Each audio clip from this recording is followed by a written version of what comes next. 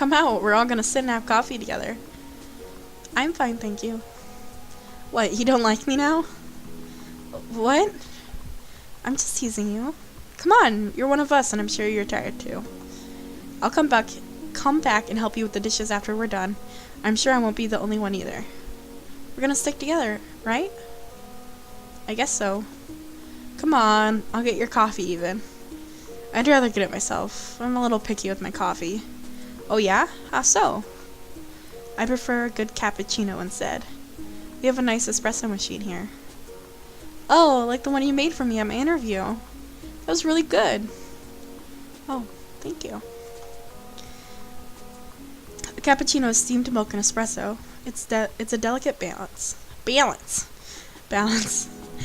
Can you make another one? Sure. Oh, is that a smile? It is. I'll go make them now. Meet you in the dining room. I head out to the cafe. Hayes walks with me at first, but slips upstairs as soon as we reach the staircase. There are a series of loud whirring noises, and he returns with a cup in each hand. He's careful as he hands me mine. It's a little hot. It looks amazing, thank you. I head upstairs, coffee in hand, and return to my seat. Hayes follows shortly after and sits at the table next to us. I reach out and drag his table a little closer to ours. We all sit and talk over coffee for a while. We divide the tips and careful to leave a separate stack for Mason when she gets in tomorrow. It's getting pretty dark. I should get going soon. I say goodnight to everybody and head out. They're all staying late again. I can understand that. Of course they'd want to be human for as long as possible. I'm gonna enjoy this while I can. The gravity of the situation weighs on me as soon as I'm out the door. You're gonna have to like work there your entire life until it's over, right? Like, oh really? Light drama. I don't know about romantic.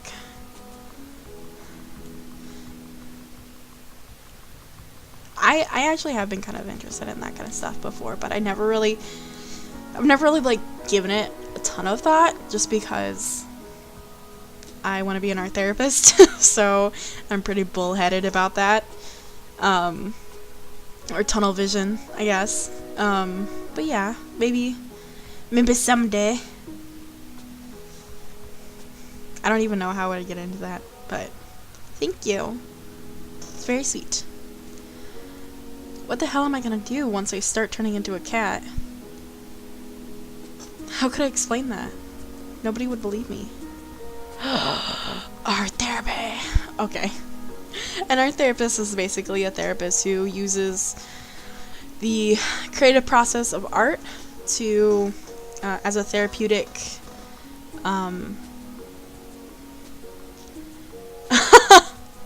okay, Jack. Therapeutic process, to create, therapeutic process of creating art to do things. So basically, like, you know how when you do art, you become a lot more relaxed, your blood pressure lowers, you have more steady breathing, it just kind of like opens you up a lot, physically, and then through the process, it's kind of hard to explain, but basically, like, you can't hide from your art. A lot of subconscious things come out when you're drawing. You're totally not relaxed when I'm doing art. Okay, well, generally, like when you're coloring, you know, if you're doing like a coloring book, oh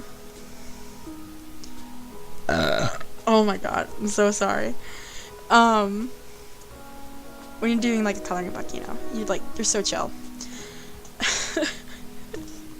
I'm doing this so buzzed right now.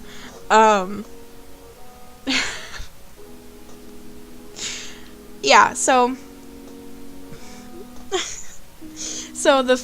you're physically relaxed, and then you can't hide from your art in terms of like, if you were to draw your family, there are going to be differences in so many things. There's going to be differences in probably how you color. Sexiest perfect romance novel, yes.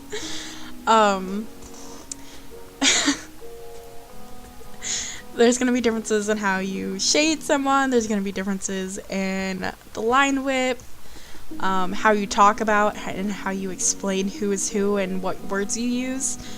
And all of that becomes like the frame of reference. There's a therapeutic conversation happening regarding the art itself and then the person. So it's really good for people who aren't necessarily that great at explaining their emotions and explaining situations. It's also a good way of doing like visual metaphors. So one practice is where you describe and draw out a situation where you feel helpless, whatever, and then you go back over it with like permanent marker or calm down, Ghostbot. It's not hydration time. I'm explaining art therapy. And you can literally go over it and change that situation to see in front of you how you can change it. Like if you can't breathe, how do you change that? You know, like how do you open up your airway? You put an oxygen mask on. You know, you change your situation, and this way you can visually see it. And it helps people who, especially, it really helps for like nonverbal people. It helps for people who struggle with talking. It helps also with people with disabilities,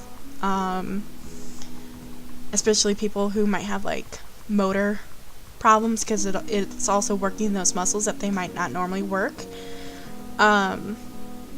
It reaches a lot of different people, and it's actually kind of new. It's newer. I'd only be like the third or fourth generation of registered art therapists in the United States. I know Tish is in the EU, and she is becoming an art therapist too. And I know the process is a lot different there, but yeah, I really love art therapy. It's been my passion for, since 2010 I knew I wanted to be an art therapist, and before then I wanted to be a psychologist. And in the United States, you kind of have to get like a counseling psychologist or a psychology degree with your art therapy degree. So, or become a licensed counselor or therapist with that degree. So, that's what I'm going to do. That's what I'm doing. Trying to save up for it. Yes. I love it. Shouldn't have started that on me. So, but yeah. But I have had people kind of tell me maybe consider, actually I took a speech class, and my speech professor was like, you should consider like radio or something. I'm like, ha, you're silly. And I don't like telling people that, because it's like, I don't think I sound that great, but thank you guys.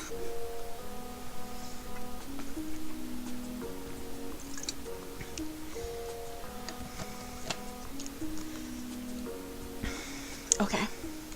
How could I explain that? Nobody would believe me. You? Well, you? And the thought flies out of my head. The black cat with odd eyes is black. Back. Actually, fun fact. When I was doing all that research about Idris heterochromia for my moon cat, they actually normally call it odd eyes instead of just like heterochromia. So it's pretty, when she calls a black cat with odd eyes, it's kind of like blah blah blah, because that's what it's referred to as. Yeah, I mean, I would like to like consider it as an option, like a side option or something. But yes. But thank you for backing that up. as an option that giving validation to that option that I've considered. Let me turn on this so it's not so dark in my room.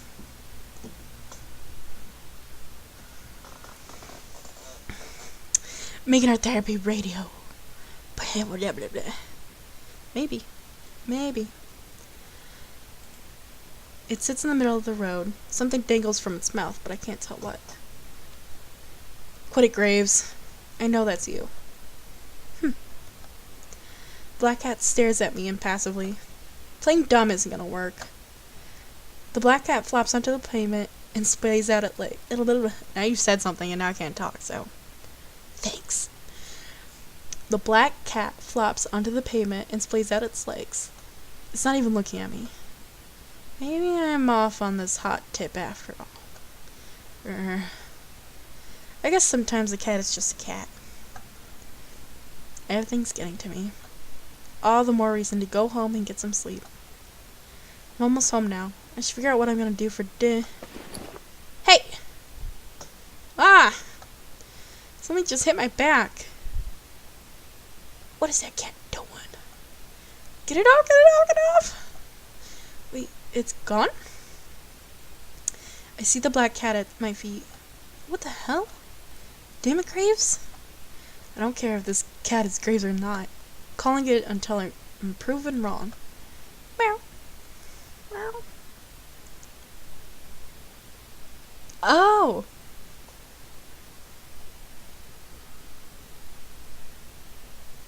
Are you really?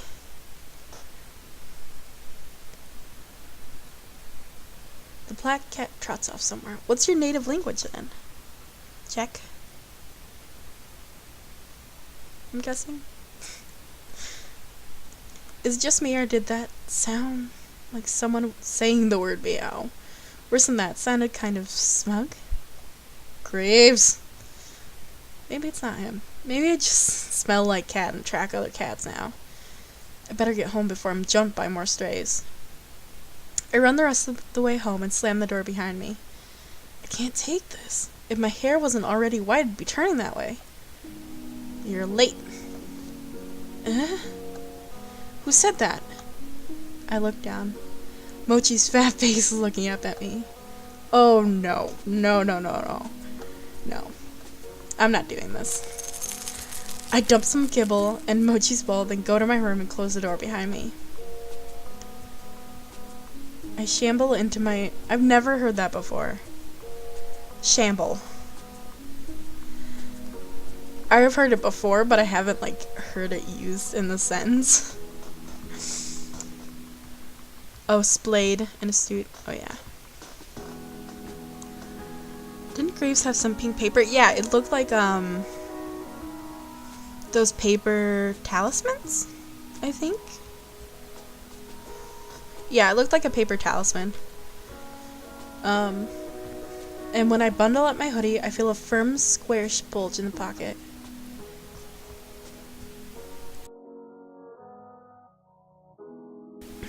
Oh, I burped, and I remembered to mute. I start to flip through the book again. There's my name, and there's Hayes, Finley, Mason, Laundry, and Reese. This must be a clue of some kind, but I don't know what it's supposed to say. All these words look like they've been written by birds hopping around in ink. Kind of like squiggles to me. No writing. Feels bad. I toss my hoodie on the floor and get to work. Maybe I can decipher it. If I hold the book upside down. No? Is there a cipher? Nope. Don't know why I bothered looking. Of course it wouldn't be that easy. I try for another 20 minutes or so, but it's useless. I give up. Frustrated, I drop the book. It hits my hoodie and ungracefully tumbles over. I shuffle them away with my foot and something tumbles out. What is that? Looks like it fell out of my hood. A bookmark? Did I leave it there? Why would I put anything there? I pick it up. It looks like it's got some weird holographic center. It's kind of pretty. I should bring it back to the cafe tomorrow along with that stupid book. I go to tuck the bookmark into the